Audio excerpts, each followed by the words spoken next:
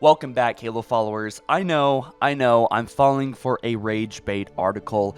They say it's time for Halo to move past Master Chief. This is a major publication saying this. Honestly, everything you need to know isn't going to be in this video. I mean, this whole article is like a revolving door of ads. I mean, there are so many ads here. Now, this article, I mean, it's annoying to read, for sure.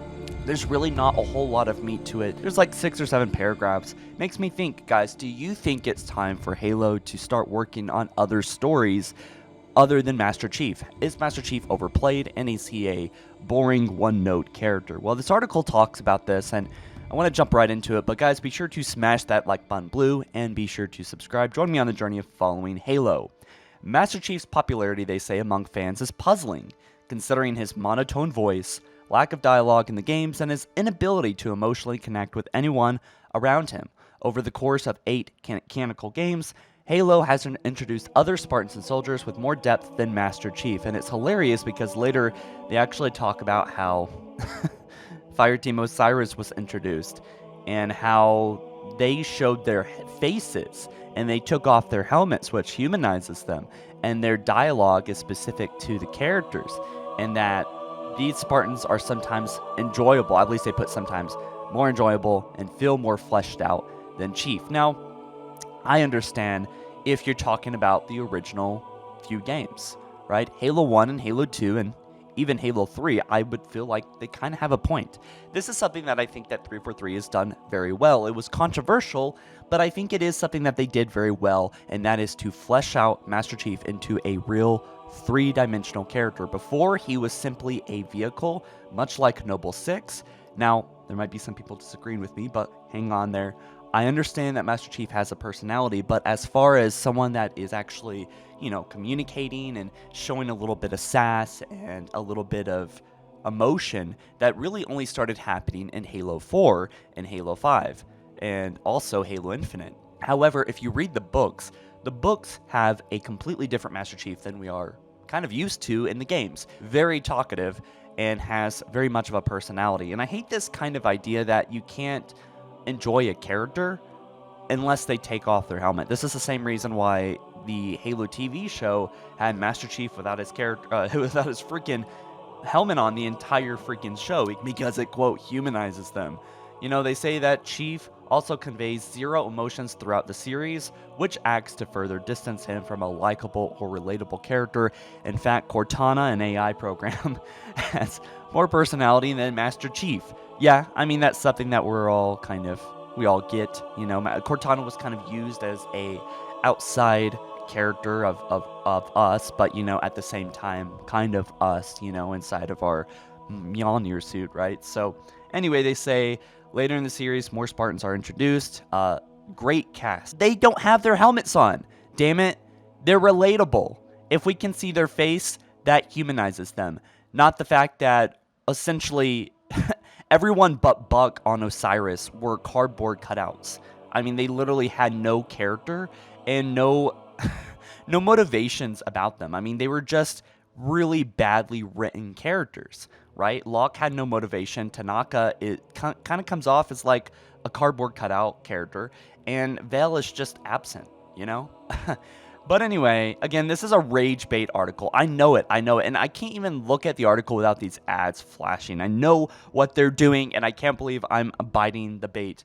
Anyway, they say some fans might argue that the relationship between Master Chief and Cortana couldn't be duplicated by replacing one of the two characters, but this is proven false with Halo Infinite. Here, Cortana is replaced with the identical weapon AI, and the relationship between her and Master Chief is the same as his and Cortana's was.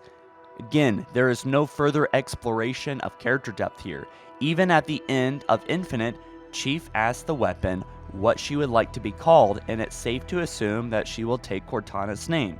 Yes, that is the implication. Eventually, if the better developed character of Cortana can be replaced, then so can Master Chief. I think that this is just straight out wrong. Master Chief does have depth here. He talks about what he did with Cortana, about how he should have talked her down, how he could have stopped her, and that it was his fault. This is something that we've never really seen from Master Chief in any of the games. He takes responsibility of it. I mean, we read that in Shadows of Reach. He believes that everything and everyone that Cortana has affected and hurt and killed is his fault. This is massive character development, and honestly, it is refreshing to see. It's awesome. 343 did a great job writing Master Chief in Infinite, I think. This is something that we've talked about for a while, I think, or people have talked about in general, not necessarily me, that Master Chief, will he die in the future Halo games? I don't think this is something that Microsoft is ever willing to risk or do.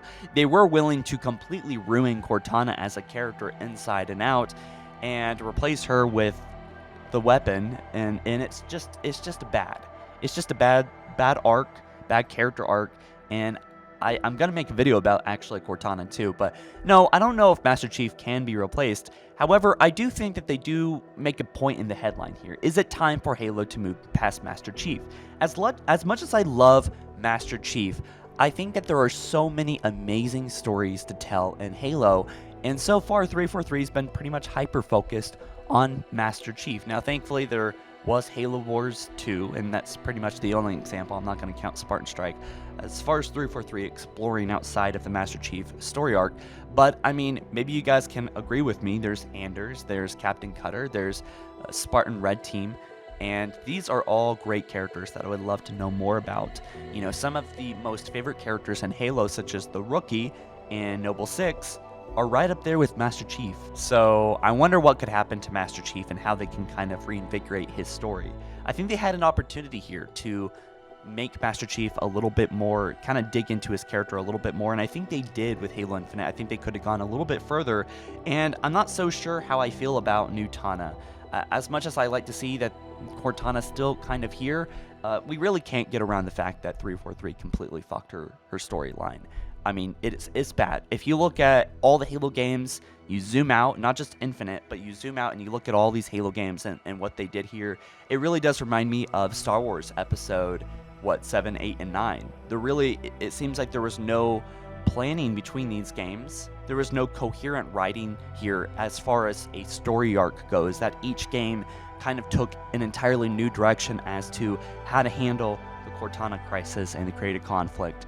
And I think they kind of effed the pooch here a little bit. But you guys, let me know down in the comment section below. Do you think it's time for Halo to move past Master Chief? Or maybe we could just do like halfway, where we explore a different Spartan or a different character and not abandon Master Chief. I don't know why we have to do that. I mean, this article was enticing to me to talk about because there is truth in it. And it's very controversial. Everyone's super mad at it, but it is kind of true. For the original Halo games, Master Chief is pretty much just like, you know, Doom Guy, just like this cardboard cutout character that's just supposed to be a vehicle. It's literally a character type for video games, and it works, right? So people can relate to the character without thinking that they're a completely different character. Honestly, I never really got this. I think that if you just have a likable character, everyone can relate with them. I mean, that's what all movies and a lot of games do, and it's perfectly fine to have a character that is themselves without it being a vehicle character. I don't know what Bungie's obsession was about this, honestly. I really don't. But with that being said, guys, you let me know down in the comment section below. Be sure to smash that like button if you enjoyed it. And if you want to read this whole article yourself, I pretty much covered everything, but it is down in the description. But beware, there is so many ads that actually rotate through different ads. It is insane here. So I'll catch you guys in the next one soon. Peace.